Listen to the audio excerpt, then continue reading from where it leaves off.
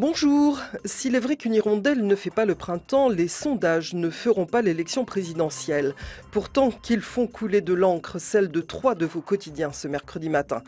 L'élection présidentielle relancée par les sondages, titre Le Figaro. Le climat change depuis que l'IFOP donne Nicolas Sarkozy en tête au premier tour, affirme le journal.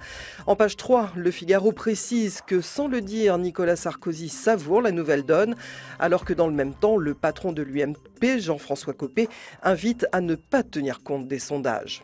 Sondage, Sarkozy a fait un rêve, l'IFOP l'a fait, ironise Libération.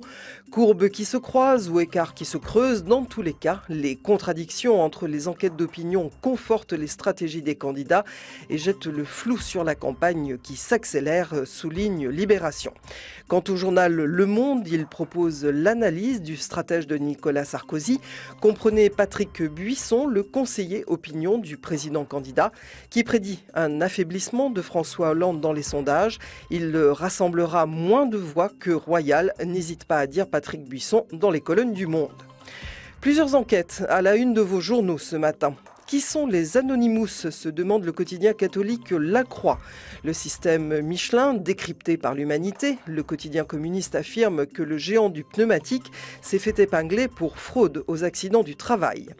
L'influent émirat du Qatar s'invite dans les Échos. Le Qatar vient d'entrer au capital de Total, dont il est désormais le 3e actionnaire, derrière les salariés et le milliardaire belge Alfred Frère. Essence, chère essence à la une du Parisien aujourd'hui en France. Le cap des 2 € franchi à Paris.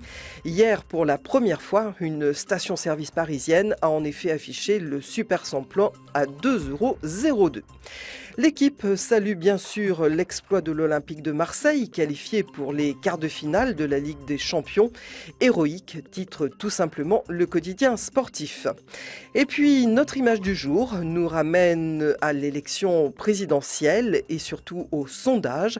Un dessin de Plantu qui n'a besoin d'aucun commentaire. Très bonne journée à tous, à demain.